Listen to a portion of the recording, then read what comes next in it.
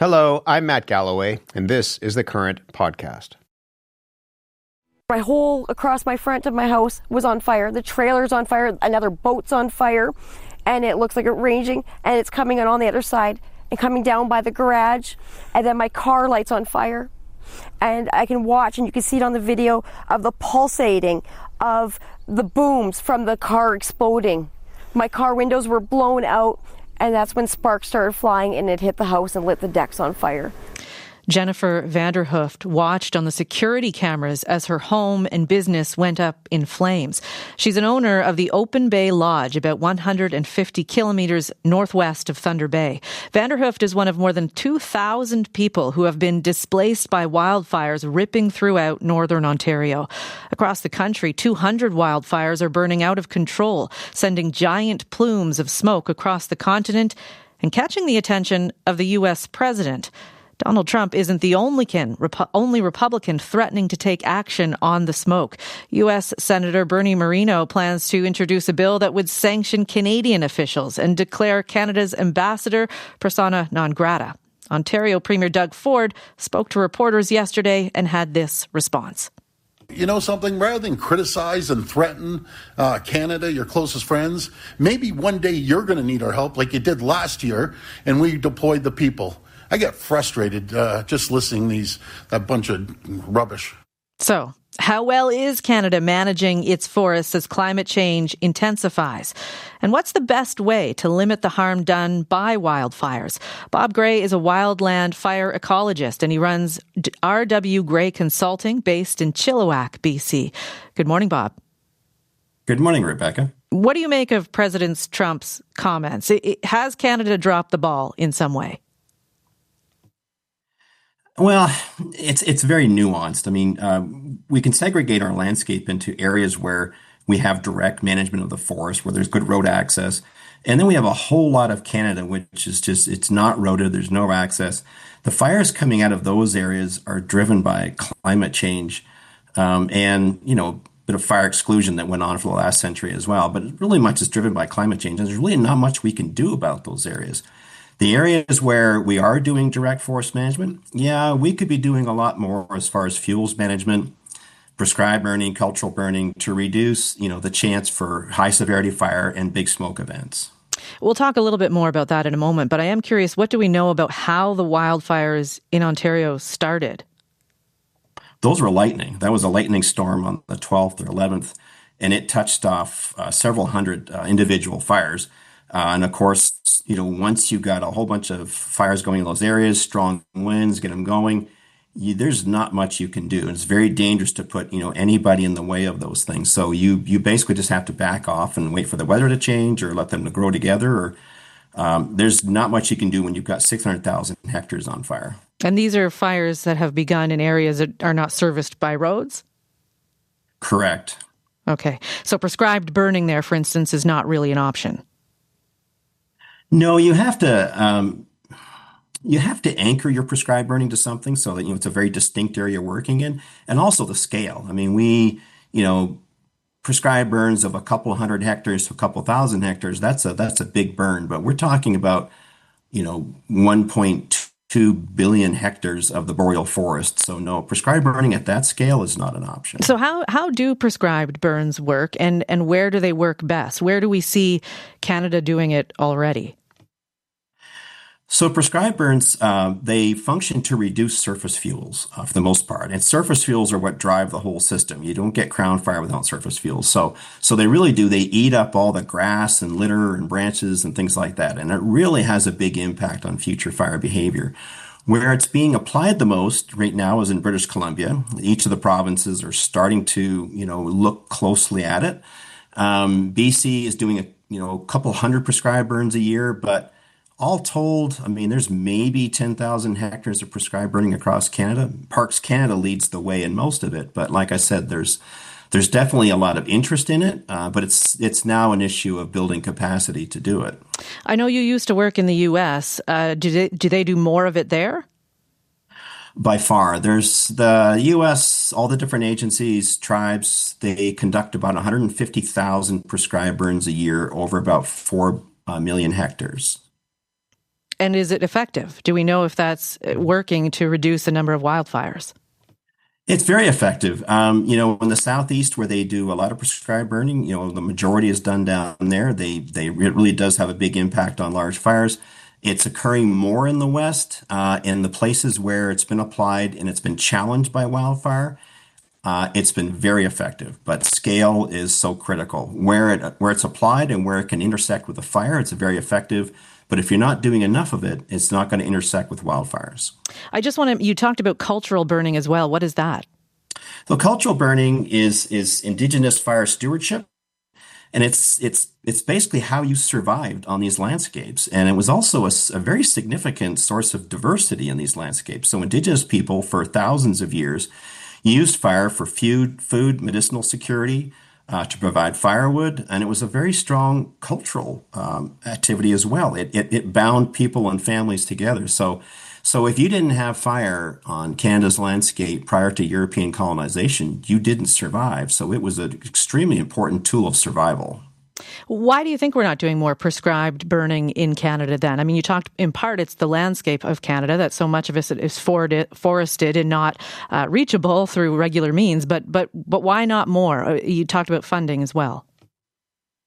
Yeah, so in BC, they were doing about 100,000 hectares a year up until the early 1990s, and that was a combination of wildlife habitat burning as well as slash burning. It was an activity conducted post-harvest and then you planted the site. And there were a fair number of escapes, and they smoked out communities, and there was a reaction to it, and it basically came to a grinding halt. Ontario, 1970s, there was a very horrible accident, an escape prescribed burn that killed 6 young forest rangers. So it fell out of favor, and it didn't have a lot of really strong champions. So, we don't have a lot of fire ecologists in Canada, and it's the fire ecologists who really kind of drive the need for fire as an ecological process. So, like I said, it's certainly gaining in acceptance and understanding now. So we can expect to see more of it, but it's going to take quite a while to build the capacity to do it. And you have to have, very stable funding. Mm-hmm. Are there other lessons from the U.S. that you think we might learn here? Not really. I mean, the U.S. fights fire the same as we do. I mean, we deploy resources to the U.S. and they deploy resources here. They work side by side. They're trained under the same system. They work under the ICS, Incident Command System. So they do things very similar. It's just scale is just such a big issue with this, and they've got the people. If you're going to do 150,000 prescribed burns a year, you have to have the manpower to do that. We would never reach that level. But, there's not a lot that we can't learn from them or they can't learn from us. We just need to do more. Mm-hmm. What about when we're actually attacking a fire and you're at the stage where there's a wildfire burning out of control and it is encroaching on a community? Do we do a good job in dealing with that? We do a very good job. We have a very high success rate. I think it's about 93 or 94% catching most fires at less than 10 hectares or so. And we have very professional, very competent, very well-trained crews. We could probably use more manpower, and we could be using that manpower both during the fire season to fight fires, but as well as in the shoulder seasons to do more of this fuels work, prescribed burning, mechanical and manual thinning, those sort of things. So we do a very good job of once the fires break out. We just need to do more upfront mitigation. Right. A lot of the funding the way that we do it now is that the funding comes when the fires break out and then you throw money at it to put it out, right? And so is there a political will, do you think, to get on the front end of the fires before they happen? I think there is. The question now is where do we find the funding? I mean, do we continue to use taxpayers' money? Do we use a combination of taxpayers' money plus we look for outside sources, foundations, things like that? There's a lot of those conversations going on right now, like how do we fund this at large scale and consistently? But yeah, historically, it's been response and recovery has gotten the majority of the funding in upfront mitigation. And cynically, politician might say that, well, you can see a result when you see aircraft in the air, but you don't see a result when we spend $1 billion up front and basically the fire never hit the area we treated. So I don't accept that argument. I think the public would be very accepting of a lot of upfront mitigation work. I know the communities that I work with, they love to hear the chainsaws and they are very accepting of the smoke. What about a national firefighting strategy? Doug Ford has called for that. Would that, do you think, help in reaching the goal that we're looking for here and having fewer fires reaching communities? No, I don't think so. Like I said, the solution to this is grassroots. It's at that local and regional level where you have that year-round workforce. People who they do the training and planning over the winter. During the spring, they start doing prescribed burning and fuels work. During the summer, they're fully trained and operational to augment agency staff for firefighting. And then once the fire season's over, they're back to doing prescribed burning and fuels work. That's how you get out ahead of this problem.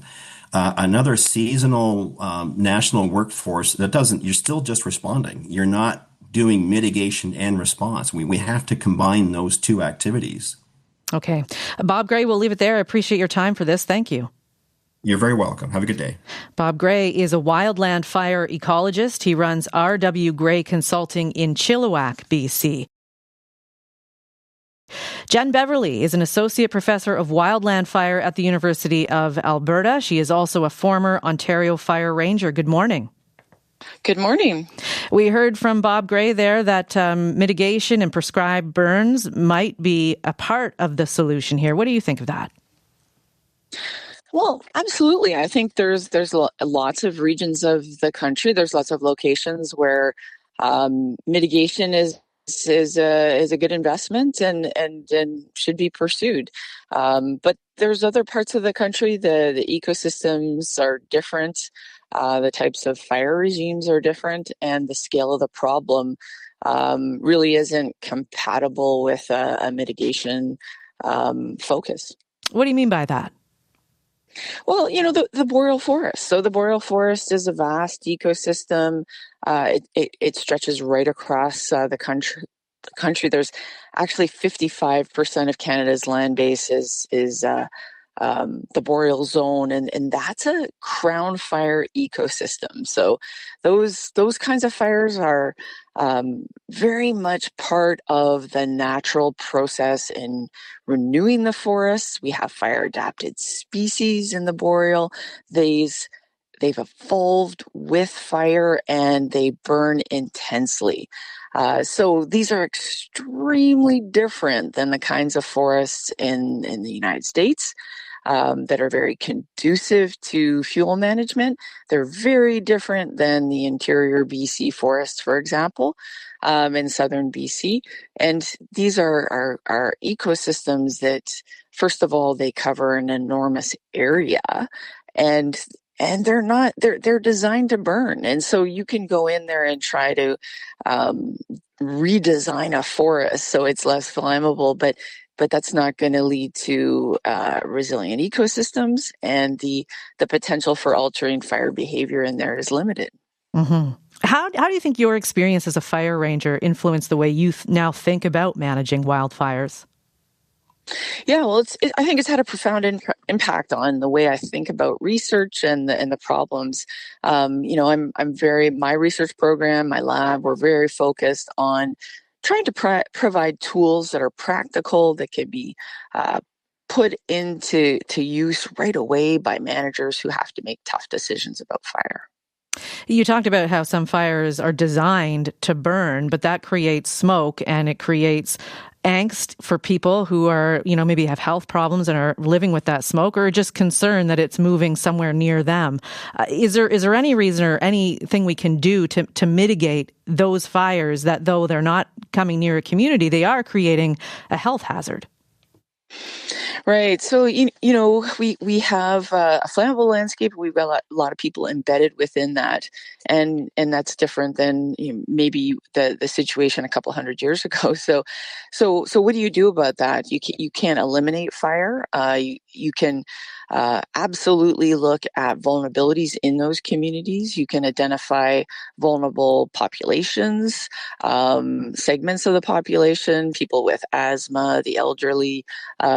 You can look at solutions to try to alleviate what they're experiencing. So that could be creating centers that people can go to so that they, where there's air filtration and you're not breathing the smoke.